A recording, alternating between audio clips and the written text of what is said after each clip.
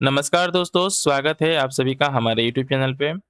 जैसा कि आप सभी को थंबनेल देख के ही पता लग गया होगा कि इसमें हम जो है कि यूपीएससी का लेवल का करंट अफेयर 72 बीपीएससी के लिए पढ़ाने वाले हैं। तो इसमें जो करंट अफेयर है ये हमारा इसमें ये जनवरी 2025 से लेके अप्रैल 2026 तक का करंट अफेयर है। तो आपके मन में ये क्वेश्चन आ रहा होगा कि हम जो है कि यूपीएससी का करंट अफेयर जो है कि बीपीएससी के लिए क्यों पढ़ाने वाले हैं। तो आप सभी को पता होगा कि बीपीएससी हाल ही के पेपर्स में जैसे एईडीओ का हमारा पेपर हुआ था और भी तमाम पेपर्स में जो है कि यूपीएससी लेवल का क्वेश्चन पूछने का प्रयास कर रहा है या कर रहा है। इसमें 2 या 3 स्टेटमेंट्स होते हैं, उसके बेसिस पे यूपीएससी जैसे हमारे ऑप्शंस को फ्रेम करता है, उस तरीके से बीपीएससी भी कर रहा है। इसीलिए जो है कि हमने यूपीएससी के उन करंट अफेयर्स को उठाया है जो हमारे 72 बीपीएससी के लिए इम्पोर्टेंट है। हर एक करंट अफेयर को हम नहीं पढ़ेंगे क्योंकि दोनों का जो क्वेश्चन पूछने का स्टाइल अलग है, ठीक ना? जो सिलेबस है वो अलग है, लेकिन ये हो सकता है कि स्टाइल दोनों का सेम हो सकता है। तो इसमें हम जो है कि मेनली उन्हीं करंट अफेयर्स को कवर करेंगे जो हमारे बीपीएससी के एग्जाम के पर्सपेक्टिव से इम्पोर्टेंट होंगे। और साथ ही में ये जो है कि टोटल 86 पेज का हमारा जो है कि पीडीएफ है, जिसको जो है कि जितना जल्दी हो सके हम जो है कि इसी वीडियो में कंप्लीट करने का प्रयास करेंगे। आप सभी लोग चैनल को सब्सक्राइब कर लीजिएगा। आप सभी जो है कि इसके पहले जो है कि हमने जो बीपीएससी के पर्सपेक्टिव से 3 हमारा जो है कि वीडियो ऑलरेडी हमारे चैनल पे अपलोड हो चुका है। आप उसको जाके प्लेलिस्ट में से देख सकते हैं कि कितना इम्पोर्टेंट है जो मैंने पढ़ाया है। तो पहले हम देख लेते हैं पॉलिटी सेक्शन। पॉलिटी सेक्शन में यूपीएससी वालों में से कौन-कौन से करंट अफेयर है जो हमारे 72 बीपीएससी के लिए क्या है, हमारे लिए इम्पोर्टेंट है। तो पहला जो करंट अफेयर है जो हमारे 72 बीपीएससी के लिए इम्पोर्टेंट है, ये रहा स्वावलंबी प्रोग्राम। स्वावलंबी प्रोग्राम को देख लेते हैं कि ये क्या था। तो इस प्रोग्राम का जो मिनिस्ट्री थी जो इसको डील कर रही है इस प्रोग्राम को, उसका नाम क्या है? MSDE. That means ministry of skill development and entrepreneurship. साथ ही में नीति आयोग का ज्वाइंट कोलैबोरेशन है ये स्वावलंबी प्रोग्राम। पेपर में इस तरीके से आपके स्टेटमेंट फ्रेम होता है कि एमएसडीई और साथ ही में नीति आयोग का ज्वाइंट इनिशिएटिव है स्वावलंबी प्रोग्राम। तो ये स्टेटमेंट क्या होगा? सही होगा। इसमें टारगेट किसको किया गया है? टारगेट किया गया है women in higher education institution. ठीक है, आपको याद रखना है कि स्वावलंबी प्रोग्राम में जो भी वुमेन्स हमारी हायर एजुकेशन इंस्टीट्यूशन में पढ़ती हैं उनको जो कि टारगेट किया जाता है। कंपोनेंट्स की बात करते हैं तो क्या है? फैकल्टी डेवलपमेंट प्रोग्राम 5 डे, साथ ही में क्या है? Entrepreneurship development programme. ये इसके जो है कि कुछ कंपोनेंट्स हैं। तो आपको क्या-क्या याद रखना है स्वावलंबी प्रोग्राम में? आपको याद रखना है कि कौन-कौन सी मिनिस्ट्रीज़ को हैंडल करती है। तो एमएसडी हो गया हमारा, साथ ही में नीति आयोग। और इसमें जो है कि टारगेट किसको किया जाता है? टारगेट किया जाता है womens in higher education institution. दूसरा देख लेते हैं कि ईपी की इस बार जो है कि बहुत ही बखेड़ा खड़ा हुआ था। इलेक्शन कमीशन का जो चल रहा था एसआईआर वगैरह हमारा। तो इसमें जो है ना कि इनका फुल फॉर्म जो है कि पूछे जाने की संभावना ज़्यादा है। ईपिक जो हाल ही में चर्चा में था, तो इसका फुल फॉर्म क्या है? तो जो ईपिक हमारा हाल ही में चर्चा में था, इसका फुल फॉर्म क्या है? Electors photo identity card. Electors photo identity card. साथ ही में जो एसआईआर हमारा जो है कि बहुत ही ज़्यादा न्यूज़ में था, इसका फुल फॉर्म बताइए सभी लोग आप लोग कमेंट में, ठीक ना? इसका फुल फॉर्म था स्पेशल इंटेंसिव रिवीजन, ठीक है? एसआईआर का फुल फॉर्म। ये 2 जो है कि आपको फुल फॉर्म याद रखना है जो कि हाल ही में न्यूज़ में थे। पहला क्या है हमारा? ईपिक नंबर है, इसका जो है कि फुल फॉर्म होता है इलेक्टर्स फोटो आइडेंटिटी कार्ड। और साथ ही में एसआईआर का फुल फॉर्म होता है स्पेशल इंटेंसिव रिवीजन। दूसरा हमारा जो है कि यूपीएससी का करंट अफेयर जो 72 बीपीएससी के लिए इम्पोर्टेंट है, ये है तमिलनाडु गवर्नर केस। बहुत ज़्यादा बवाल मचा था, आप सभी को पता होगा। इसी में सुप्रीम कोर्ट का वर्डिक्ट आया था। इस वर्डिक्ट में क्या कहा गया? सुप्रीम कोर्ट ने हेल्ड किया, क्या हेल्ड किया? कि governor can not reserve repassed bill for president. Suppose कीजिए कि हमारा कोई विधानसभा से जो है कि बिल पास किया गया है, फिर से उसने जो है क्या किया, इस बिल को जो है कि सेंड कर दिया विधानसभा के पास। विधानसभा ने इसको कुछ करेक्शन किया, नहीं किया, फिर से जो है कि गवर्नर के पास क्या कर दिया? सेंड कर दिया। तो इस केस में गवर्नर के पास ये पावर नहीं है कि वो उसको रिजर्व कर सकता है प्रेसिडेंट के लिए या समथिंग के लिए उसको क्या करने का, उसको आपको जो है कि उसको एसेट देना क्या है, मैंडेटरी है।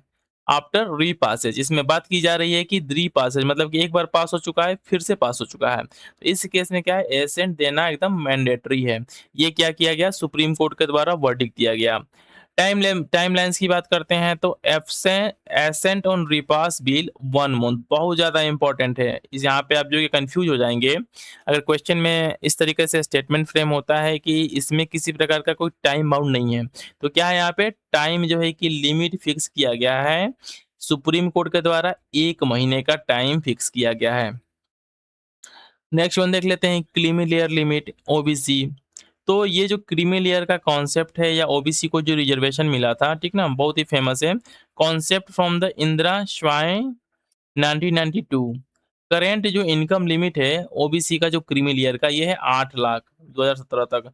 पार्लियामेंट का जो पैनल बनाया गया है, इसका क्या है पर्पस, कि रिकमेंड करना है कि इसको रेज किया जाए, ठीक ना, इसको बढ़ाया जाए।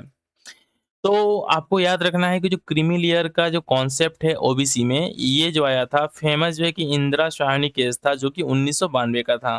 कभी कभी जो है कि मैच द फ्लोइंग टाइप में ना इस तरीके से बना के पूछ देता है कि इंदिरा शाहनी जो केस था हमारा 1992 का, ये किससे रिलेटेड है, तो क्रीमी लेयर का जो कॉन्सेप्ट है ओबीसी में इससे रिलेटेड है। नाउ नेक्स्ट वन देख लेते हैं, फिजिकल हेल्थ इंडेक्स 2025। इसको रिलीज किया गया था बाय नीति आयोग, नीति आयोग के द्वारा इसको रिलीज किया गया था। अगर टॉप रैंक की बात करते हैं तो उड़ीसा क्या है हमारा, अचीवर स्टेट में है। 2/3 of the public states account for 2/3 of the public expenditure. इसमें कुछ और चीज़ों को देखने के लिए है नहीं, बस आपको याद रखना है कि जो फिजिकल हेल्थ इंडेक्स है 2025 का, इसको पब्लिश किया गया था नीति आयोग के द्वारा, जिसमें जो है कि टॉप रैंकिंग किसकी थी, उड़ीसा की थी। अब थोड़ा हम देख लेते हैं कि इसमें बिहार की रैंकिंग क्या थी फिजिकल हेल्थ इंडेक्स में। सेम रैंकिंग में जब हम बात करते हैं बिहार की, तो बिहार किस में आता है हमारा, बिहार की रैंकिंग थी 12। आप एकदम याद रख लीजिएगा कि बिहार की रैंकिंग कितनी थी हमारी, 12 थी। और ये क्या था हमारा, परफॉर्मर स्टेट था, परफॉर्मर। ठीक है, बिहार की रैंकिंग हमारी 12 थी और ये परफॉर्मर स्टेट था। तो हम बात कर रहे थे किसकी, हम बात कर रहे थे फिजिकल हेल्थ इंडेक्स 2026 बोल सकते हैं, ठीक ना। अभी नया वाला आ चुका है तो 2026 कर लीजिएगा। इसको नीति आयोग के द्वारा रिलीज किया गया और साथ ही में इसमें टॉप रैंकिंग पे हमारा उड़ीसा था और बिहार की रैंकिंग क्या थी हमारी, 12 रैंकिंग थी बिहार की।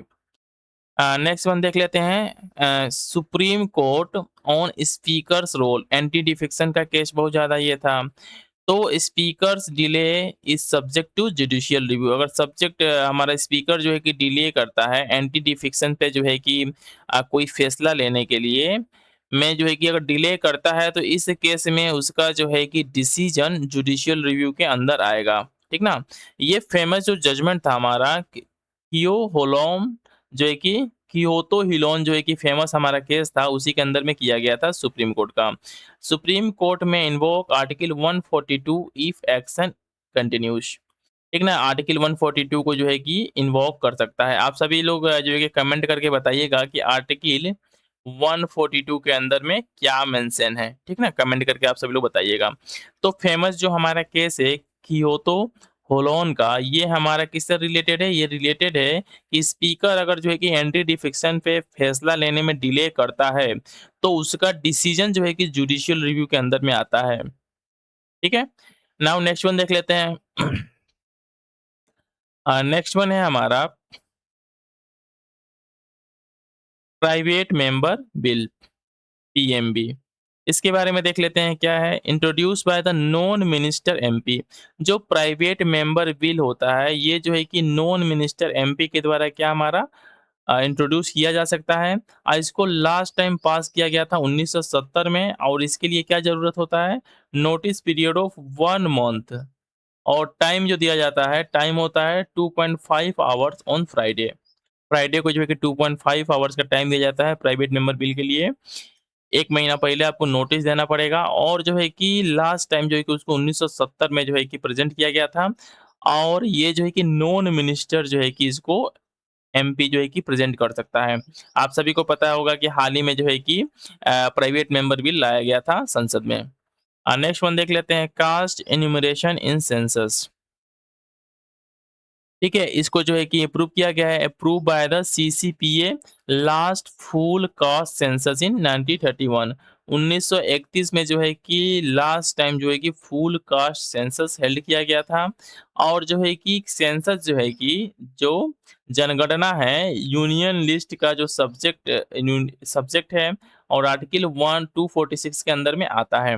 फिर से मैं रिपीट करता हूँ, ये इंपॉर्टेंट क्यों है कि हाल ही में जो क्या है, हमारा सेंसस कंडक्ट हो रहा है, इसमें जो है कि कास्ट एनुमरेशन की भी बात की गई है। तो जो कास्ट सेंसस था लास्ट टाइम जो है कि 1931 में हुआ था, ठीक ना? और साथ ही में जो सेंसस है, हमारा जनगणना है, किसके अंदर में आता है? यूनियन लिस्ट के अंदर में आता है, आर्टिकल 246 के अंदर में ये आता है।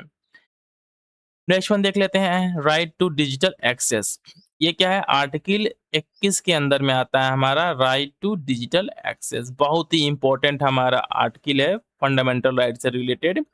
राइट टू लाइफ जो कि आर्टिकल 21 के अंदर में निहित है, इसी के अंदर में आता है हमारा राइट टू डिजिटल एक्सेस, ठीक ना? इसको मैंने बस याद करने के लिए लिखा है कि कभी-कभी क्या होता है, कन्फ्यूज़ हो जाते हैं बच्चे कि राइट टू डिजिटल एक्सेस किसके अंदर में आएगा? ये आर्टिकल 19 के अंदर में आएगा। तो आर्टिकल 19 के अंदर में नहीं आएगा, किसके अंदर में आएगा ये? आर्टिकल 21 के अंदर में आएगा। आप इसको याद कर लीजिएगा। नेक्स्ट वन देख लेते हैं, सिक्किम 15th स्टेटहुड डे। ये इम्पोर्टेंट इसलिए है ना कि कभी-कभी सिक्किम पे जो है कि डायरेक्ट क्वेश्चन पूछ जाता है। तो 36 हमारा कॉन्स्टिट्यूशनल अमेंडमेंट एक्ट था 1975। इसने जो है कि सिक्किम को भारत का 22वां जो है कि स्टेट का दर्जा दिया था। साथ ही में जो आर्टिकल 371 का एफ है, स्पेशल प्रोविजन है with related to Sikkim state. Borders की बात करते हैं सिक्किम की, तो चाइना हो गया, भूटान हो गया, साथ ही में नेपाल हो गया, और वेस्ट बंगाल से क्या होता है, इसकी सीमाएं लगती हैं। तो फिर से मैं रिपीट करता हूँ कि जो सिक्किम था, इसको जो है कि 36 कॉन्स्टिट्यूशनल अमेंडमेंट एक्ट 1975 के द्वारा भारत का 22वां राज्य बनाया गया था। कौन सा राज्य? 22वां राज्य। और आर्टिकल 371 का एफ स्पेशल प्रोविजन है for Sikkim state. Next one देख लेते हैं हमारा मिजोरम। ठीक है, नेक्स्ट हमारा है मिजोरम फुली लिटरेट स्टेट। जो है कि हमारा मिजोरम जो है कि पूरी तरीके से क्या है, हमारा शिक्षित राज्य हो गया है। लिटरेसी की बात करते हैं तो कितना है? 98.2% है, किसके? पीएलएफएस 2023-24 की रिपोर्ट के अकॉर्डिंग। और तो थ्रेशोल्ड लिमिट हमारा जो है कितना है? 95% है, उससे ज़्यादा ही है। इंडिया की लिटरेसी की बात करते हैं, यहीं पे तो कितना है? 80.9% है। तो टॉप पे क्या हो गया हमारा? मिजोरम हो गया, सेकंड पे लक्षद्वीप हो गया, थर्ड पे नागालैंड हो गया, उसके बाद से क्या हो गया? केरला हो गया। तो आपको कंफ्यूज नहीं होना है। बहुत से बच्चे कंफ्यूज हो जाते हैं कि जो ये केरला जो है कि सबसे हमारा क्या होगा? शिक्षित राज्य होगा। नहीं है। कौन है सबसे शिक्षित राज्य हमारा? मिजोरम है, उसके बाद से क्या है? लक्षद्वीप है। मैं इसको हाइलाइट कर देता हूँ। पहले पे मिजोरम है, लक्षद्वीप है, नागालैंड है, उसके बाद से क्या है? केरला है। साथ ही में मिजोरम क्या है हमारा? फुली लिटरेट स्टेट का दर्जा इसको मिल गया है। नेक्स्ट वन देख लेते हैं। ओ यूपीएससी वाला करंट अफेयर जो हमारे 72 बीपीएससी के लिए इंपॉर्टेंट है। तो नेक्स्ट वन है हमारा पर्सनैलिटी राइट। ठीक है? तो इसमें देख लेते हैं पर्सनैलिटी राइट्स में, right to control use of name, image, voices and likeness. ये क्या है? आर्टिकल 21 के अंदर में जो राइट टू प्राइवेसी है, इसी के अंदर में आता है पर्सनैलिटी राइट्स। तो आपको कंफ्यूज नहीं होना है। अगर पेपर में इस तरीके से पूछता है कि तो पर्सनैलिटी राइट्स हैं, जिसके अंदर में क्या-क्या आता है? Right to control use of name, image, voice and the likeness. ये जो है कि किस आर्टिकल के अंदर में आता है? तो किसके अंदर में आता है? आर्टिकल 21 के अंदर में आता है, राइट टू प्राइवेसी के अंदर में। ठीक है, इतना इसमें जो है कि इम्पोर्टेंट था जानना। नेक्स्ट वन देख लेते हैं, post of deputy speaker. Post of deputy speaker speaker in Lok Sabha. Article जो है कि 93 में कहा गया है कि as soon as may be. ठीक है, ये यहाँ बस मेंशन है कि जितना जल्दी हो सके उतना जल्दी जो है कि चुनाव हो स्पीकर का, अगर वो वैकेंट है तो। आर्टिकल 95 बोलता है कि परफॉर्म्स स्पीकर ड्यूटीज। ठीक है? ये जो है कि डिप्टी स्पीकर जो है कि स्पीकर्स की ड्यूटी को निभा सकते हैं। और साथ ही में आर्टिकल 108 में कहा गया है कि प्रिसाइडेड जॉइंट सीटिंग, ये कुछ आर्टिकल्स हैं हमारे जो एग्जाम के पर्सपेक्टिव से इंपॉर्टेंट है, इसलिए मैंने इसको यहाँ पे इंक्लूड किया है। नेक्स्ट वन देख लेते हैं, नेशनल कोऑपरेटिव पॉलिसी 2025। इसमें क्या है, नेशनल कोऑपरेटिव पॉलिसी 2025 में क्या है कि विजन क्या था इसका, सहकर से सहकर से समृद्धि, प्रोस्पेरिटी प्रोस्पेरिटी थ्रू कोऑपरेशन, ये इसका क्या था, विजन था। और इसके जो है कि टोटल 6 पिलर्स थे, legislative reforms, financial empowerment, business ecosystem, technology, news sector and inclusivity. ठीक है? टारगेट क्या था इसका? टारगेट था bring 50 crore citizens into cooperative triple sector GDP contribution by 2034। ये इसके कुछ ये थे हमारे। कॉन्स्टिट्यूशनल स्टेटस की बात करते हैं कोऑपरेटिव की, तो क्या है कॉन्स्टिट्यूशनल स्टेटस, 97 अमेंडमेंट एक्ट 2011 के द्वारा जो है कि इसको कॉन्स्टिट्यूशनल स्टेटस दिया गया था कोऑपरेटिव सोसाइटी को। Article 91 C, right to form cooperative society is a fundamental right. And article 43 का बी जो है डीपीएसपी का, ये भी जो है कि कोऑपरेटिव सोसाइटी से डील करता है।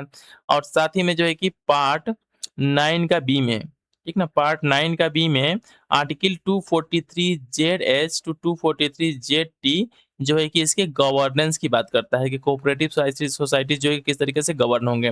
तो बहुत ज़्यादा इंपॉर्टेंट है कि कोऑपरेटिव सोसाइटी से रिलेटेड हमारा मैक्सिमम इन्फॉर्मेशन जो है कि एक ही जगह मिल गया। कॉन्स्टिट्यूशनल स्टेटस को दिया गया था 97 अमेंडमेंट के द्वारा। आर्टिकल 91 का सी में right to form cooperative as a fundamental right वहाँ पे मेंशन है। आर्टिकल 43 का बी जो है कि डीपीएसपी का कोऑपरेटिव सोसाइटी के बारे में बात करता है। साथ ही में जो पार्ट 9 का बी है, वहाँ पे आर्टिकल 243 जेड एच से 243 जेड टी तक जो कि कोऑपरेटिव सोसाइटी के गवर्नेंस की बात करता है। ठीक ना? इसमें जो है कि नेशनल कोऑपरेटिव पॉलिसी 2025 था, इसका विजन क्या था? Prosperity through cooperation. ठीक है? इसके 6 पिलर थे, यहाँ पे आपको कोई कन्फ्यूज़ नहीं होना है अगर पेपर में पूछा जाता है तो। नेक्स्ट वन देख लेते हैं, इंटर स्टेट वाटर डिस्प्यूट, आईएसडब्ल्यूडी। आपके पेपर में पूछा जाता है बार-बार, इसलिए मैंने यहाँ पे इसको मेंशन किया है। आर्टिकल 262 बोलता है कि Parliament can provide for adjudication and excluded Supreme Court jurisdictions. Laws की बात करते हैं तो क्या है, river boards act 1956, inter state river water dispute act 1956। ये लॉस हैं जिसके थ्रू क्या होता है, हमारा इंटर स्टेट वाटर डिस्प्यूट को हैंडल किया जाता है। ट्राइब्यूनल्स की बात करते हैं तो क्या है, Ravi and Beas water tribunal, Polavaram committee, Mahanadi dispute, ये सभी की जो है कि ट्राइब्यूनल्स बने हुए हैं हमारे इसी इन्हीं एक्ट्स के थ्रू। 7 शेड्यूल में क्या है, यूनियन लिस्ट एंट्री 56 क्या है, इंटर स्टेट रिवर से रिलेटेड है हमारा। और साथ ही में 17 जो है कि water irrigation subject to entry 56। ये कुछ हमारे प्रोविजंस है इंटर स्टेट वाटर डिस्प्यूट से रिलेटेड, जो आपको जानना क्या है जरूरी है। नेक्स्ट वन देख लेते हैं हमारा, लोअरिंग एज ऑफ वोटिंग। ये हाल ही में जो है कि बहुत ज़्यादा डिमांड उठा था। तो इसमें क्या है कि आर्टिकल 326 बोलता है कि यूनिवर्सल एडल्ट सफरेज, ठीक है, की बात करता है कि आर्टिकल 326 के अंदर में जो है कि ये दिया गया है ओरिजिनली 23 इयर्स, जिसको जो है कि रिड्यूस करके कितना कर दिया गया था, 18 18 by the 61 constitutional amendment act 1988। बहुत ज़्यादा इंपॉर्टेंट है, बहुत बच्चे जो है कि इसको भूल जाते हैं। तो फिर से मैं रिपीट करता हूँ कि जो आर्टिकल हमारा 326 है, इसके अंदर में यूनिवर्सल एडल्ट सफरेज की बात की गई है, जो कि ओरिजिनली कितना था हमारा, 21 साल था, जिसको जो है कि 61 कॉन्स्टिट्यूशनल अमेंडमेंट एक्ट 1988 के थ्रू रिड्यूस करके 18 साल कर दिया गया। ठीक ना? अब इसमें देख लेते हैं, right to vote is a statutory. ठीक है, ये क्या है हमारा, एक statutory right to vote is a statutory right, not a fundamental right, एक तरीके का फंडामेंटल राइट नहीं है। अगर हम बात करते हैं कुछ कंट्रीज़ की, तो जर्मनी, ऑस्ट्रिया, माल्टा में 16 है, ठीक ना? तो इतने के आस-पास करने की बात हो रही है। तो इतना क्या है, इम्पोर्टेंट है लोअरिंग एज ऑफ वोटिंग में। नेक्स्ट वन देख लेते हैं हमारा, रिमूवल ऑफ जजेस इन हायर जुडिशरी। हाल ही में आपको पता होगा कि जो दिल्ली में हमारा अग्निकांड हुआ था, जिसमें जो है कि बहुत सारा केस बरामद हुआ था। इसके बाद से जो है कि जुडिशरी की अकाउंटेबिलिटी पे क्वेश्चन रेज़ हुए थे। तो इसी को लेके जो है कि न्यूज़ में था, इसलिए जो है कि हमको इसको जानना ज़रूरी है। आर्टिकल 124 का 4 सुप्रीम कोर्ट का, और साथ ही में आर्टिकल 271 बी हाई कोर्ट का किस तरीके से जजेस को रिमूव किया जा सकता है, इसको डील करते हैं। ग्राउंड्स की बात करते हैं तो क्या है, प्रूवन मिसबिहेवियर और इनकैपेसिटी। रिमूवल प्रोसेस क्या है, तो ये होता है प्रोसेस अंडर द जजेस इंक्वायरी एक्ट 1968। जो जजेस इंक्वायरी एक्ट है हमारा 1968, इसके अंदर में जो क्या होता है, इनको रिमूवल का प्रोविजन है। प्रोसेस की बात करते हैं तो क्या है, मोशन, जिसमें कि जो है कि 100 मेंबर जो है कि हमारा इसको साइन करें, और जो है कि लोकसभा में, और 50 जो है कि राज्यसभा में। 3 मेंबर कमिटी बनेगी, जिसमें क्या होगा, सुप्रीम कोर्ट के जज होंगे, हाई कोर्ट का एक जो है कि चीफ जस्टिस होगा, और साथ ही में क्या होगा, डिस्टिंग्विश्ड ज्यूरिस्ट होगा। साथ ही में क्या होगा, जब इसको जो है कि ये रिकमेंड करेंगे कि हाँ, इनको हटाना है, तो ईच हाउस में, ठीक है, सेपरेट हाउस में नहीं, ईच हाउस में special majority in each house, total majority plus 2/3 present in voting. तब जो है कि प्रेसिडेंट क्या करेंगे, इनको और इनके रिमूवल का क्या दे सकते हैं, ऑर्डर दे सकते हैं, ठीक ना। आपको बिल्कुल कंफ्यूज नहीं होना है, यहाँ पे सभी डाउट्स क्लियर हो जाने चाहिए, सभी डाउट्स। साथ ही में जो है कि constitution does not use the word impeachment of जजेस। अगर क्वेश्चन में इस तरीके से फ्रेम हो कि हमारे कॉन्स्टिट्यूशन में जो है कि मेंशन है इम्पीचमेंट वर्ड। इम्पीचमेंट वर्ड क्या है, हमारे कॉन्स्टिट्यूशन में मेंशन है, तो ये स्टेटमेंट क्या होगा, गलत होगा, क्योंकि कॉन्स्टिट्यूशन में कहीं भी जो इम्पीचमेंट वर्ड है, इसका कहीं मेंशन नहीं है। तो रिमूवल ऑफ जजेस को मैं फिर से एक बार रिपीट करता हूँ कि किस तरीके से ये हमारे एग्जाम के पर्सपेक्टिव से इंपॉर्टेंट है। तो आर्टिकल 124 का 4 सुप्रीम कोर्ट का, और साथ ही में 217 1 बी हाई कोर्ट में जजेस के रिमूवल को लेके कॉन्स्टिट्यूशन में मेंशन है। ग्राउंड्स क्या होते हैं, प्रूवन मिसबिहेवियर हो गया, और इनकैपेसिटी। रिमूवल कैसे होता है इनका, तो प्रोसेस अंडर द, जो रिमूवल का जो प्रोसेस है कहाँ पे हमारा, अंडर द जजेस इंक्वायरी एक्ट 1968। और प्रोसेस क्या है हमारा, मोशन का, मोशन जो इंट्रोड्यूस होगा लोकसभा में जब 100 जो है कि लोग साइन करेंगे, और राज्यसभा में जब 50। 3 मेंबर की कमिटी बनेगी, जिसमें जो है कि सुप्रीम कोर्ट के जज होंगे, हाई कोर्ट के चीफ जस्टिस होंगे, जाके हाई कोर्ट के जज को हटाना है, और साथ ही में डिस्टिंग्विश्ड ज्यूरिस्ट होंगे। और साथ ही में ये जो अगर ये रिकमेंड करते हैं, तो इनको जो है कि दोनों हाउस में अलग-अलग स्पेशल मेजॉरिटी के साथ क्या होना पड़ेगा, पास करना पड़ेगा। तब प्रेसिडेंट जो है कि उनके रिमूवल का ऑर्डर देंगे। तो इसी को बोलते हैं इम्पीचमेंट प्रोसेस, जो कि कॉन्स्टिट्यूशन में मेंशन नहीं है, लेकिन बड़ा ही टफ प्रोसेस है। नेक्स्ट वन देख लेते हैं हमारा। नेक्स्ट वन है phone tapping and right to privacy. ठीक है? हाल ही में सुना होगा कि बहुत सारी घटनाएँ थी जो कि फ़ोन टैपिंग से रिलेटेड थी। तो इसी में कुछ चीज़ों को देख लेते हैं जो हमारे एग्ज़ाम के पर्सपेक्टिव से क्या है, इम्पोर्टेंट है।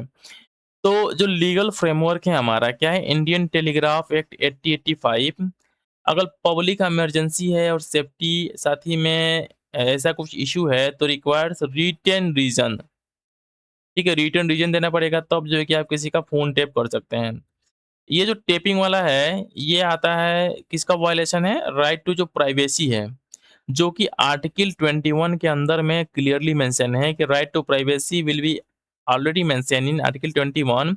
और ये जो है कि कहाँ से आया था, तो KS Puttaswamy VS union of India 2017 का जो केस था, इसी में बोला गया कि जो राइट टू प्राइवेसी है हमारा, ठीक है, जो राइट टू प्राइवेसी है हमारा क्या है, तो ये जो केस है ना हमारा, केस पुट्टास्वामी वाला, ठीक है, वीएस यूनियन ऑफ इंडिया 2017 वाला, ये बहुत ज़्यादा इम्पोर्टेंट है। इसी में जो है कि सुप्रीम कोर्ट ने बोला था कि राइट टू प्राइवेसी क्या है हमारा, आर्टिकल 21 के अंदर में एक फंडामेंटल राइट है। ठीक ना? तो आप इसको जो है कि एकदम अच्छे से याद कर लीजिएगा। केस पुट्टास्वामी केस का रिलेशन किससे है, तो राइट टू प्राइवेसी केस से है, और इसको जो है कि आर्टिकल 21 में जो है कि इंक्लूड किया गया था as a fundamental right. Next one देख लेते हैं, नेशनल कमीशन फॉर माइनॉरिटीज। जो नेशनल कमीशन फॉर माइनॉरिटीज है, ये भी हमारा न्यूज में था। इसमें क्या है कि स्टेटस की जब हम बात करते हैं तो क्या है, statutory body under the national commission for minorities act 1992। ये जो नेशनल कमीशन फॉर माइनॉरिटीज है, ये क्या है, कोई कॉन्स्टिट्यूशनल बॉडी नहीं है, ये क्या है, हमारा स्टैट्यूटरी बॉडी है। फिर से मैं रिपीट करता हूँ कि जो नेशनल कमीशन फॉर वोमेन है हमारा, नेशनल सॉरी, ये जो नेशनल कमीशन फॉर हमारा वोमेन है, ये क्या है, हमारा एक स्टैट्यूटरी बॉडी है। ये जो है कि कॉन्स्टिट्यूशनल बॉडी नहीं है। कहाँ पे मेंशन है, under the national commission for minorities act 1992। किसी एक्ट के थ्रू कोई चीज बनता है ना, तो आप सभी को पता होगा कि उसको क्या बोलते हैं, स्टैट्यूटरी बॉडी बोलते हैं। कोई चीज अगर कॉन्स्टिट्यूशन में किसी आर्टिकल के थ्रू आता है तो उसको क्या बोलते हैं, कॉन्स्टिट्यूशनल बॉडी बोलते हैं।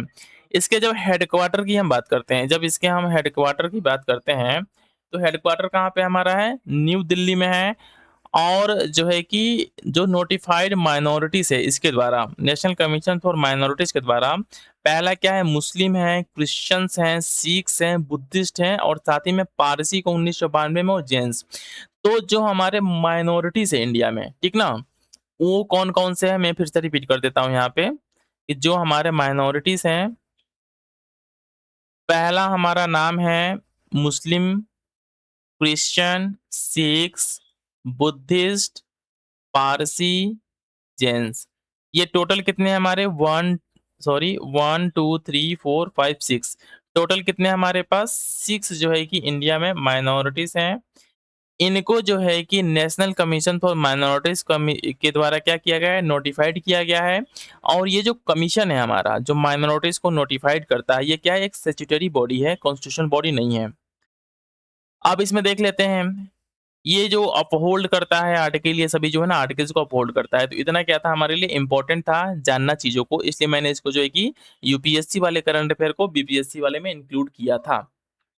होप आप सभी को वीडियो अच्छा लग रहा होगा ना। अगर वीडियो अच्छा लग रहा है तो चैनल को सब्सक्राइब कर लीजिए। एक सब्सक्राइब करने से आपका कुछ जाता नहीं है, ठीक है। हमें जो है कि मोटिवेशन मिलता है कि इन फ्यूचर जो है कि इस तरीके के वीडियोस आपके लिए हम जरूर लेके आए। अब देख लेते हैं Bihar election electoral roll revision.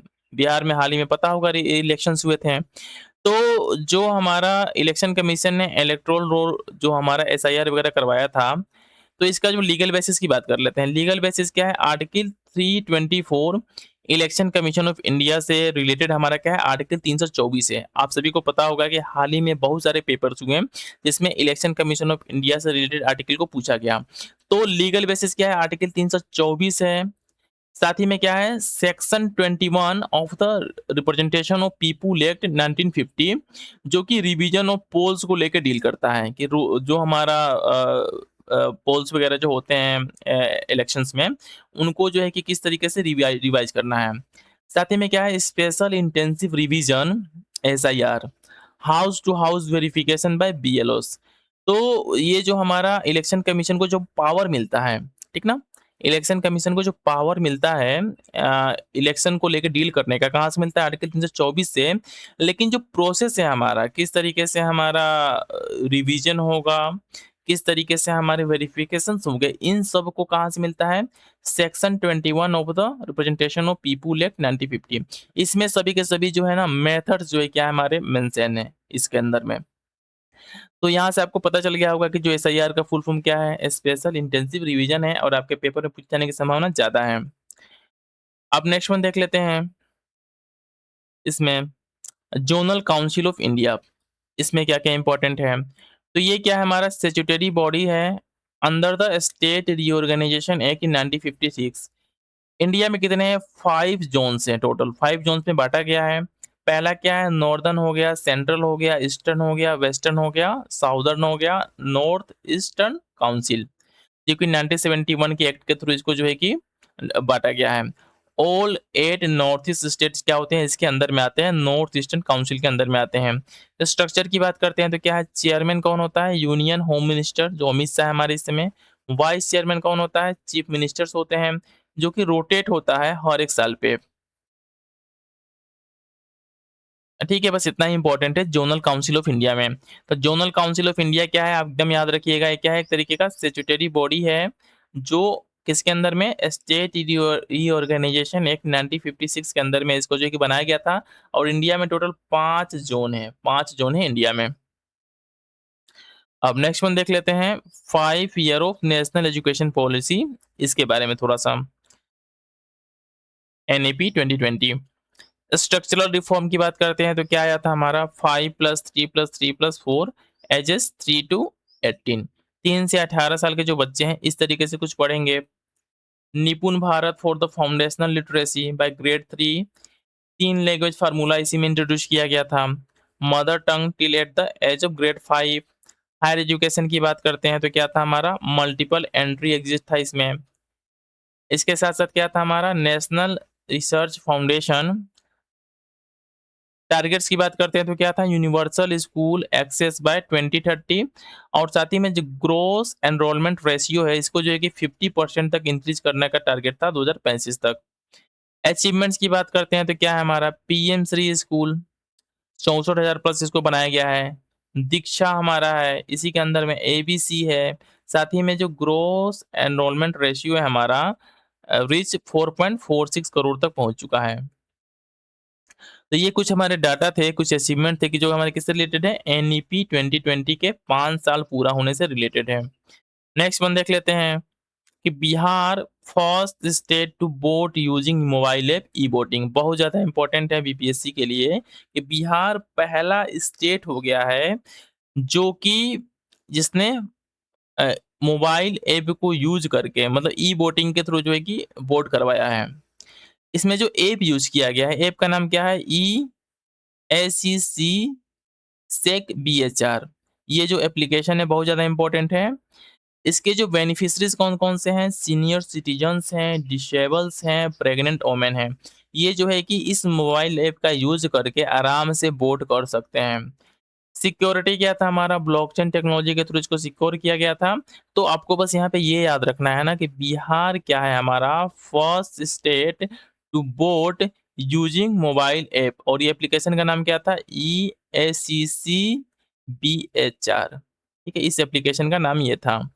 Next one देख लेते हैं, कॉन्स्टिट्यूशन 113th अमेंडमेंट बिल 2025, इसमें क्या था, पर्पस क्या था इसमें कि PM CM ministers held in custody for 30+ days for offences punishable within greater than 5 years imprisonment must resign और automatically ceases to hold office.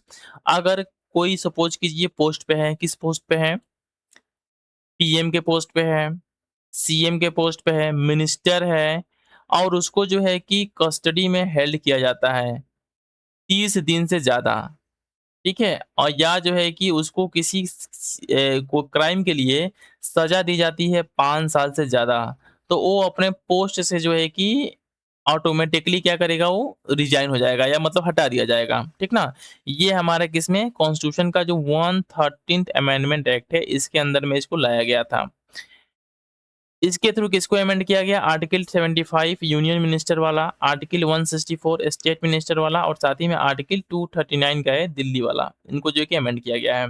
तो आपको बस यहाँ ये याद रखना है कि जो आर्टिकल का 113th अमेंडमेंट बिल था, ये किससे रिलेटेड था, तो ये रिलेटेड था PM CM and minister must be resign अगर उनको जो है कि 30 दिन से ज़्यादा तक कस्टडी में रखा जाता है, या जो है कि किसी भी अपराध के लिए 5 साल से ज़्यादा का सज़ा होता है। तो इसी से रिलेटेड था हमारा कॉन्स्टिट्यूशन का 130वां अमेंडमेंट बिल। नेक्स्ट वन देख लेते हैं हमारा, नेक्स्ट जो इम्पोर्टेंट है हमारे एग्ज़ाम के पर्सपेक्टिव से। Election to the office of the vice president of India, ठीक है? जो हमारा वाइस प्रेसिडेंट ऑफ इंडिया का जो इलेक्शन वगैरह होता है, इससे रिलेटेड हमारे न्यूज़ में था, क्योंकि हाल ही में पता होगा आपको कि जो है कि वाइस प्रेसिडेंट का चुनाव हुआ था। तो जो टर्म होता है हमारा 5 ईयर, आर्टिकल 67 के अंदर में मेंशन है। इलेक्टोरल कॉलेज की बात करते हैं तो members of the both Lok Sabha and the Rajya Sabha including जो है क्या होता है हमारा, नॉमिनेटेड मेंबर्स भी क्या होते हैं, पार्टिसिपेट करते हैं वाइस प्रेसिडेंट के ऑफ इंडिया के वोटिंग में। टोटल कितने हमारे कितने हैं, टोटल दोनों को मिला के 782 एमपीस हैं जो पार्टिसिपेट करते हैं। वोटिंग सिस्टम क्या होता है, proportional representation by single transferable vote, secret ballot होता है, आर्टिकल 36 में इसको मेंशन किया गया है। और एडिशनल पॉइंट्स में क्या है, returning officer is a secretary general of Rajya Sabha, ठीक है? और साथ ही में जो है कि 15,000 का डिपॉज़िट देना पड़ता है आपको अगर वाइस प्रेज़िडेंट का चुनाव लड़ना है तो समथिंग। तो आपने यहाँ पे देखा कि जो हमारा वाइस प्रेज़िडेंट ऑफ़ इंडिया है, इनका जो टर्म होता है, कितने साल का होता है? इनका जो टर्म होता है 5 साल का होता है। लेकिन जो राज्यसभा होते हैं, इसमें जो हमारे एमपीज़ होते हैं, उनका जो है कितना होता है टर्म? 6 साल का होता है। आपको कन्फ्यूज़ नहीं होना दोनों में। नाउ नेक्स्ट वन देख लेते हैं। नेक्स्ट हमारा जो यूपीएससी का करंट अफेयर है, जो हमारे बीपीएससी के पर्सपेक्टिव से इम्पोर्टेंट है, ये है नव्या इनिशिएटिव। नव्या इनिशिएटिव को देख लेते हैं। इसका फुल फॉर्म क्या है? इसका फुल फॉर्म है nurturing aspirations through vocational training for young adolescent girls. ठीक है, ये इसको 2025 में लॉन्च किया गया था। किसका इनिशिएटिव है? एमएसडी एंड एमडब्ल्यूसीडी का इनिशिएटिव है। तो नव्या जो इनिशिएटिव है, ठीक है, इसका फुल फॉर्म क्या है? ये यहाँ पे दिया हुआ है। टारगेट इसके क्या है? जो हमारे गर्ल्स हैं, जिनका एज कितना है? 16 से 18 साल है। ठीक ना? कहाँ पे? इन एस्पिरेशनल डिस्ट्रिक्ट्स में, वहाँ पे इनको टारगेट किया जा रहा है। ठीक है, इसमें जो गर्ल्स से रिलेटेड है नव्या इनिशिएटिव हमारा, इतना आपको याद रखना है। अब देख लेते हैं आदि कर्मयोगी अभियान। इसमें क्या-क्या इंपॉर्टेंट है? तो launch by the ministry of tribal affairs, world largest tribal grassroot leadership programme. Philosophy इसकी क्या है? फिलॉसफी है सेवा, संकल्प, समर्पण। कंपोनेंट्स क्या-क्या है आदि कर्मयोगी अभियान का? आदि सेवा केंद्र, governance lab workshop, tribal village action plan और आदि सहयोगी, आदि साथी। ये कुछ इसके कंपोनेंट्स हैं। तो आपको याद रखना है कि जो आदि कर्मयोगी अभियान है, इसको जो है कि ट्राइबल अफेयर्स के द्वारा, मिनिस्ट्री ऑफ ट्राइबल अफेयर्स के द्वारा इसको जो है कि लॉन्च किया गया था। और साथ ही में ये जो है कि अ, ट्राइबल्स के लिए जारी किया गया है, ठीक ना? जो हमारे आदिवासी वगैरह होते हैं, ठीक है? उनके लिए क्या है ये लॉन्च किया गया है, इतना आपको बस जानना है इसमें। अब नेक्स्ट वन देख लेते हैं हम लोग इसमें, PM Svanidhi. PM Svanidhi scheme के बारे में। तो इसको लॉन्च किया गया था 2020 में। ऑब्जेक्टिव क्या था इसका? Collateral free working capital loans to street vendors. बहुत ज़्यादा इंपॉर्टेंट है कि ये जो स्कीम था हमारा, स्ट्रीट वेंडर से क्या था? रिलेटेड था। स्ट्रीट वेंडर से रिलेटेड था। टू प्रमोट डिजिटल पेमेंट, और इसको जो है कि एक्सटेंड कर दिया गया है 2030 तक। इसमें जो रिवाइज़ लोन लिमिट है, फर्स्ट ट्रांच में कितना है? 15,000, सेकंड में जो है कि 25,000 और थर्ड में 50,000। इतने तक का लोन आपको मिल सकता है। ठीक है? तो आपको यहाँ पे याद रखना है कि जो पीएम स्वनिधि स्कीम है, ठीक ना? ये किससे रिलेटेड है? हमारा जो स्ट्रीट वेंडर्स होते हैं हमारे, ठीक ना? इससे रिलेटेड हमारा ये स्कीम है। इसमें जो है कि कोलेटरल फ्री जो है कि कैपिटल लोन्स दिया जाता था। जो फर्स्ट ट्रांच में कितना हमारा? 15,000 है। पहले कितना था? 10,000 से इंक्रीज़ करके 15,000 हो गया है, 20,000 से 25,000 और साथ ही में ये 50,000। नेक्स्ट वन देख लेते हैं विशाखापट्टनम डिक्लेरेशन। बहुत ज़्यादा इंपॉर्टेंट है विशाखापट्टनम डिक्लेरेशन। ये क्या है? प्रपोजल्स की बात करते हैं तो क्या है? Technology driven governance, digital India, वासिनी, Digi Yatra, national agri stack, zero trust agriculture architecture and the post quantum security. ये इसके क्या थे? प्रपोजल्स थे विशाखापट्टनम डिक्लेरेशन के। इसके साथ-साथ क्या है? एडिशनल पॉइंट्स की बात करते हैं तो क्या है? स्केल सक्सेसफुल मॉडल्स, संपदा 2.0, ई खाता। मतलब कि जो भी था ना, जो विशाखापट्टनम हमारा डिक्लेरेशन था, ये टेक्नोलॉजी से रिलेटेड हमारा क्या था? डिक्लेरेशन था। तो फिर से मैं यहाँ पढ़ता हूँ कि जो विशाखापट्टनम डिक्लेरेशन था, जो कि 28 नेशनल ई गवर्नेंस कॉन्फ्रेंस में जो है कि इसको एडॉप्ट किया गया था। ये जो है कि टेक्नोलॉजी से रिलेटेड हमारा क्या था? डिक्लेरेशन था। बस आपको इतना पे यहाँ पे इतनी चीज़ें याद रखनी है। और हम नेक्स्ट वन देख लेते हैं, Supreme Court observation on governor assent to bill. Supreme Court का क्या ऑब्जर्वेशन है? तो इसको हमने ऑलरेडी ऊपर ही पढ़ा था आपको, ठीक है? कि हाल ही में जो है कि तमिलनाडु वाले जो गवर्नर का केस था, उसमें सुप्रीम कोर्ट ने क्या वर्डिक्ट दिया था। नाउ नेक्स्ट वन देख लेते हैं, census 2027 India's first digital census. India का जो पहला डिजिटल सेंसस है, ये कौन है हमारा? सेंसस 2027। ये सेंसस नंबर कौन-सा है? 16वाँ सेंसस है, 16वाँ सेंसस है। और साथ ही में जो है कि आज़ादी के बाद क्या है? ये 8वाँ सेंसस है। आपको याद रखना है कि ये टोटल सेंसस की जब हम बात करेंगे, अब तक जो है कि इंडिया में जो कंडक्ट हुए हैं, ये 16वाँ है और आज़ादी के बाद से क्या है 8वाँ है। इसमें जो है कि हाउस लिस्टिंग की बात हुई थी, पॉपुलेशन एनुमरेशन का बात हुआ था, ठीक है? या और इसमें कुछ चीज़ें जो इम्पोर्टेंट हैं, ज़्यादा इम्पोर्टेंट नहीं है, ठीक है? इतना इम्पोर्टेंट है इसमें। नाउ नेक्स्ट वन देख लेते हैं, 8 सेंट्रल पे कमीशन के बारे में। चेयरपर्सन कौन है इसके? जस्टिस रंजना प्रकाश देसाई। बहुत ज़्यादा इंपॉर्टेंट है कि जो 8 सेंट्रल पे कमीशन बना था, उसके जो है कि चेयरमैन कौन थी, चेयरपर्सन कौन थी हमारी? जस्टिस रंजना प्रकाश देसाई। इन्होंने जो है कि 18 मंथ के अंदर में अपना रिकमेंडेशन जो भी था, उसको जो है कि सबमिट कर दिया। तो जो 8 पे सेंट्रल पे कमीशन था, इसके चेयरपर्सन को आपको याद कर लेना है। ये इंपॉर्टेंट है। नाउ ट्राइब्यूनल्स के बारे में ऑलरेडी हमने ऊपर पढ़ा। फिर से यहाँ पे देख लेते हैं कि supreme court strike down tribunals reform act 2021, इसको जो है कि क्या कर दिया है, इसको जो है कि स्ट्राइक डाउन कर दिया है। ठीक है, इसमें कुछ जो कॉन्स्टिट्यूशनल बेसिस उसको देख लेते हैं ट्राइब्यूनल्स रिलेटेड। आर्टिकल टी 323 का जो ए होता है हमारा, ये डील करता है एडमिनिस्ट्रेटिव ट्राइब्यूनल से। आर्टिकल 323 का जो बी होता है, ये डील करता है tribunals for the specific subject taxation and the land reforms.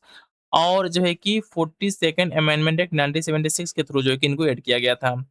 तो आपको याद रखना है 2 चीज़ें इसमें कि आर्टिकल टी 323 का ए जो है हमारा एडमिनिस्ट्रेटिव ट्रिब्यूनल्स है। हम जब पॉलिटी पढ़ाएँगे ना आप लोग को, तो इसमें ये सब चीज़ें आएँगी, लेकिन यहाँ पे थोड़ा-सा जान लीजिए बस। नेक्स्ट वन देख लेते हैं, written ground for arrest Supreme Court ruling. Supreme Court ने हाल ही में जो है कि डिसीजन दिया है कि आप किसी को अरेस्ट करते हैं, तो रिटेन देना पड़ेगा कि किस ग्राउंड के बेसिस पे आप जो है कि उसको अरेस्ट करते हैं। इसमें देख लेते हैं, arrest is illegal if written grounds not provided in language understood by accused. Accused जिस लैंग्वेज को जानता है, उसी लैंग्वेज में जो है कि आपको रिटेन ग्राउंड देना पड़ेगा कि किस बेसिस पे आप किसी को अरेस्ट कर रहे हैं। Applies to all arrest. साथ ही में आर्टिकल 22 का 1 जो होता है ग्राउंड ऑफ अरेस्ट का हमारा डील करता है, और साथ ही में आर्टिकल 21 होता है, ये फेयर प्रोसीजर को जो है कि डील करता है। दोनों को साथ में मिला के पढ़ा गया है और साथ ही में जो है कि सुप्रीम कोर्ट के द्वारा इसके बेसिस पे रूलिंग दी गई है। तो आर्टिकल 22 का जो 1 है हमारा, अरेस्ट ग्राउंड ऑफ अरेस्ट को डील करता है, आपको याद रखना है। ठीक ना? इसमें जो आर्टिकल 22 का 2 है, ये बताता है कि production before the magistrate within 24 hours, और आर्टिकल 22 का 3 बताता है एक्सेप्शन फॉर प्रिवेंटिव डिटेंशन। जो प्रिवेंटिव डिटेंशन है हमारा, इस केस में क्या है, एक्सेप्शन दिया गया है कि आप जो है कि मजिस्ट्रेट के सामने जो कि पेश नहीं कर सकते हैं, साथ ही में जो है कि ग्राउंड ऑफ अरेस्ट को नहीं भी बता सकते हैं, ठीक ना? ये जो प्रिवेंटिव डिटेंशन का केस है इसमें। नाउ नेक्स्ट वन देख लेते हैं, लोकपाल इन इंडिया। क्या है ये? Statutory body under the Lokpal and the Lokayukta act 2023। इसके जो कंपोजिशंस की बात करते हैं, तो क्या है, चेयरपर्सन और साथ ही में मैक्सिमम 8 मेंबर्स। 4 जो कि हमारा जुडिशियल होगा और 4 क्या होगा हमारा नॉन जुडिशियल होगा, जिनका कार्यकाल क्या होता है 5 साल, सॉरी,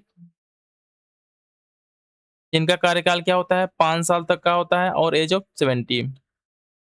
सिलेक्शन कमेटी की बात करते हैं कि लोकपाल को कौन-कौन चुनता है, तो पीएम एज ए चेयरपर्सन होते हैं, स्पीकर ऑफ लोकसभा होते हैं, leader of opposition of Lok Sabha, CGI जो होता है या उसके नॉमिनी, और जो है कि एक एमिनेंट ज्यूरिस्ट होते हैं।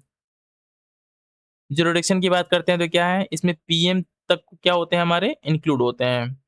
इसमें जो है कि international relation, security, atomic energy, space, इन सबको क्या किया गया है, एक्सक्लूड किया गया है। इतना क्या है हमारे लिए बस इंपॉर्टेंट है। अब नेक्स्ट वन देख लेते हैं, your money your right movement. इसको लॉन्च किया गया था अक्टूबर 2025 में। ऑब्जेक्टिव क्या है, reclaim unclaim assets, bank deposit, insurance, dividends and shares. वैसे जो है कि एसेट जिस पे किसी का समथिंग कोई क्लेम नहीं है या समथिंग कोई भूल गया है, उसको जो है कि इस मूवमेंट के द्वारा क्या कर सकता है, कोई भी क्लेम कर सकता है। जैसे कि इसका नाम क्या है, your money your right movement. इसमें बाकी कुछ इंपॉर्टेंट है नहीं। नेक्स्ट वन देख लेते हैं, ध्रुव। ध्रुव फ्रेमवर्क डिपार्टमेंट ऑफ पोस्ट के द्वारा जो है कि ध्रुव फ्रेमवर्क स्टार्ट किया गया है। आपको बस इतना याद रखना है कि जो ध्रुव हमारा फ्रेमवर्क है, किसके द्वारा, डिपार्टमेंट ऑफ पोस्ट के द्वारा जो है कि इसको स्टार्ट किया गया है। इसका फुल फॉर्म की बात करते हैं तो क्या हमारा, digital hub for reference and the unique virtual address. क्या करता है, ये create virtual UPI like address labels as a proxies for physical locations. बस इसमें इतना ही इंपॉर्टेंट है, ज़्यादा कुछ नहीं है इसमें इंपॉर्टेंट। नेक्स्ट वन देख लेते हैं, महाक्राइम ओएस एआई, ये क्या है? महाक्राइम ओएस एआई क्या है? State wide roll out for Maharashtra police, developed with the Marvel, India's first independent AI body for law enforcement. बहुत ज़्यादा इंपॉर्टेंट है कि महाक्राइम ओएस एआई क्या है? इंडिया का पहला जो है कि independent AI body for law enforcement है, और कहाँ पे? महाराष्ट्र पुलिस के द्वारा जो है कि पूरे स्टेट में इसको स्टार्ट किया गया है। आपको इतना याद रखना है इसमें। WHO global summit on traditional medicine कहाँ पे हुआ था? न्यू दिल्ली में हुआ था। ऑलरेडी कई सारे पेपर्स में पूछा गया है कि डब्ल्यूएचओ का जो global summit on traditional medicine था, कहाँ पे हुआ था? न्यू दिल्ली में हुआ था। इसका थीम क्या था? Restoring balance for people and planet इसका थीम था, ठीक ना? इसका थीम क्या था? Restoring balance for people and planet. इसमें जो है कि कुछ चीज़ें आई थी निकल के बाहर, जैसे कि आउटकम्स क्या-क्या थे? My Ayush integrated service portal, Ayush mark, traditional medicine global library, and aligning with the Gujarat declaration, and the WHO global multi traditional medicine strategy. ये सब क्या थे? इसके कुछ समथिंग आउटकम्स थे। नेक्स्ट वन देख लेते हैं, प्रगति। प्रगति का जो फुल फॉर्म होता है क्या होता है? Proactive governance and the timely implementation. इसका क्या होता है? फुल फॉर्म होता है। प्रगति का जो फुल फॉर्म होता है, proactive governance and timely implementation. इसमें देख लेते हैं, इसको लॉन्च किया गया था 2015 में, और साथ ही में जो है कि multipurpose multi modal platform for real time project monitoring. जो डिफरेंट टाइप के सेंट्रल गवर्नमेंट के जो प्रोजेक्ट है ना, इनका क्या स्टेटस है एट प्रेज़ेंट टाइम में, इसको मॉनिटर करने के लिए इसको जो है कि स्टार्ट किया गया था प्रगति को। होस्ट पीएम गति, शक्ति, परिवेश, PM reference portal, Oxford university study termite, global venture. ठीक है, इतना कुछ इंपॉर्टेंट नहीं है इसमें। जो भी हमारा प्रोजेक्ट्स वगैरह है ना, इसको जो है कि रियल टाइम में मॉनिटर करने के लिए इसको जो है कि स्टार्ट किया गया था। नेक्स्ट वन देख लेते हैं, स्वदेश दर्शन स्कीम। इसको 2015 में लॉन्च किया गया था मिनिस्ट्री ऑफ टूरिज्म के द्वारा, जो कि 100% क्या है? सेंट्रली फंडेड स्कीम, हमारा क्या है? ये एक स्कीम है। इसके अंदर में कुछ सर्किट्स वगैरह आते हैं, जैसे कि हमारा बुद्धिस्ट सर्किट हो गया, कोस्टल सर्किट्स हो गए। पीएम राहत देख लेते हैं, road accident victim hospitalisation and assure treatment. इस क्या है इसका? हमारा ये पीएम राहत का क्या है? पर्पज है। तो ये जो राहत है उसका फुल फॉर्म ये था हमारा, ठीक ना? ये मिनिस्ट्री ऑफ आरटीएच के द्वारा इसको स्टार्ट किया गया है। Cashless treatment up to 1.5 lakh per victim for 7 days. इस तरीके से कुछ क्या है इसमें मेंशन है। नेक्स्ट वन देख लेते हैं, करप्शन परसेप्शन इंडेक्स सीपीआई 2025, जिसको जो है कि ट्रांसपेरेंसी इंटरनेशनल के द्वारा लॉन्च किया जाता है। इंडिया की रैंकिंग क्या है इसमें? 91 है, जो कि पहले कितना था? 96 था। आउट ऑफ 182 कंट्रीज स्कोर कितना है? 39 है, ठीक है? और इसमें जो है कि 0 बताता है कि हाइली करप्ट, और 100 बताता है very clean.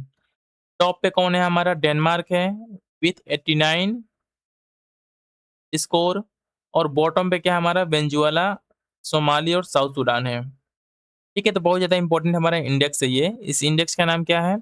Corruption perception index, जिसको जो है कि ट्रांसपेरेंसी इंटरनेशनल के द्वारा लॉन्च किया स्टार्ट रिलीज़ किया जाता है।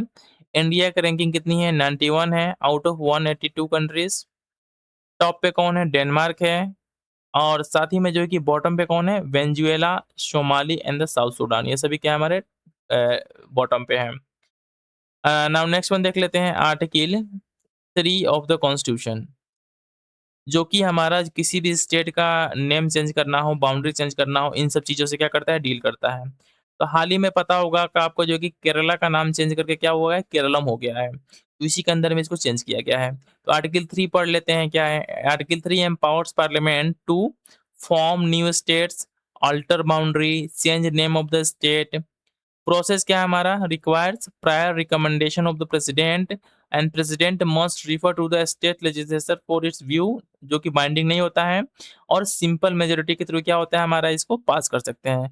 It's no article 368 amendment needed, मतलब आर्टिकल 368 के अंदर में अमेंडमेंट का कोई इसमें रिक्वायरमेंट नहीं होता है। नेक्स्ट वन देख लेते हैं हमारा।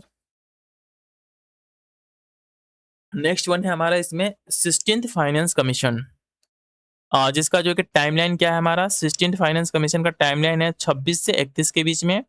जिसके चेयरमैन कौन है हमारे doctor Arvind पंगरिया।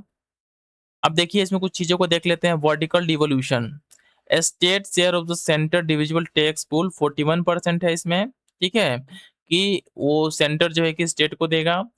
Horizontal devolution criteria क्या है हमारा, इनकम डिस्टेंस है 42.5%, पॉपुलेशन है 17.5%, डेमोग्राफिक परफॉर्मेंस है 10%, एरिया है 10%, फॉरेस्ट है 10%, कंट्रीब्यूशन टू जीडीपी है 10%, और इतना जो है कि इसके बेसिस पे क्या हुआ है हमारा डिवोल्यूशन हुआ है कि कितना जो है कि किसको शेयर मिलेगा।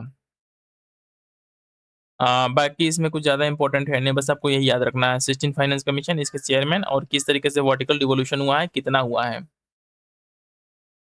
नेक्स्ट वन देख लेते हैं हमारा national integration council. National integration council क्या है हमारा, एक तरीके का एडवाइजरी बॉडी है, ना ही तो ये स्टैट्यूटरी है, ना ही कॉन्स्टिट्यूशनल है।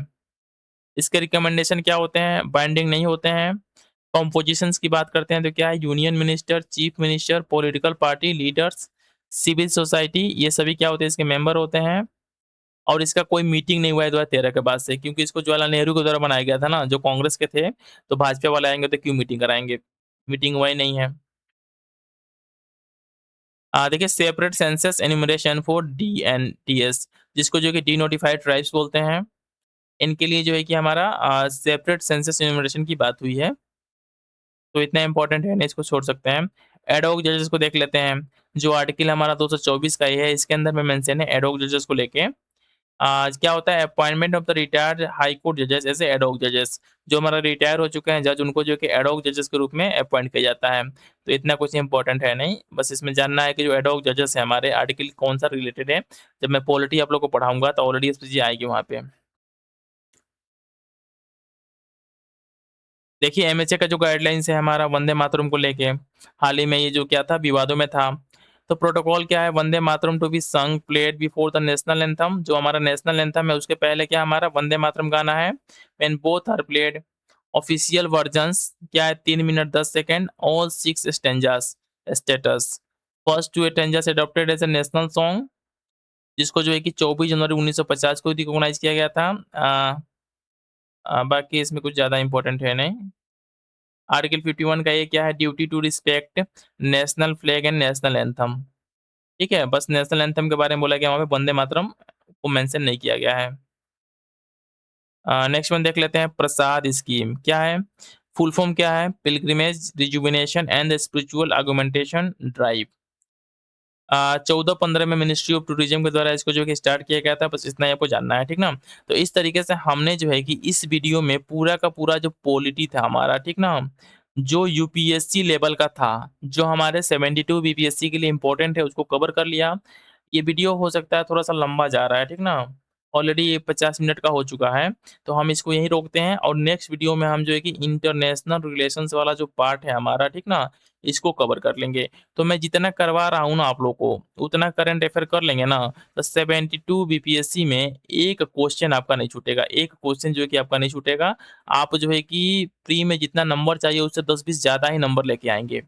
तो होप आप सभी को अब वीडियो अच्छा लग रहा होगा। अगर वीडियो अच्छा लग रहा है तो चैनल को सब्सक्राइब जरूर कर लीजिएगा, ठीक ना? और साथ ही में अपने फ्रेंड सर्कल में भी शेयर कीजिए कि इस तरीके का कुछ वीडियो आ रहा है यूट्यूब पे, तो हमको भी थोड़ा मोटिवेशन मिलेगा। और इन फ्यूचर जो है कि नेक्स्ट हमारा जो क्लास होगा इसमें इंटरनेशनल रिलेशन पे होगा, कि किस तरीके से इंटरनेशनल रिलेशन के यूपीएससी के करंट अफेयर हमारे 72 बीपीएससी के लिए इंपॉर्टेंट है।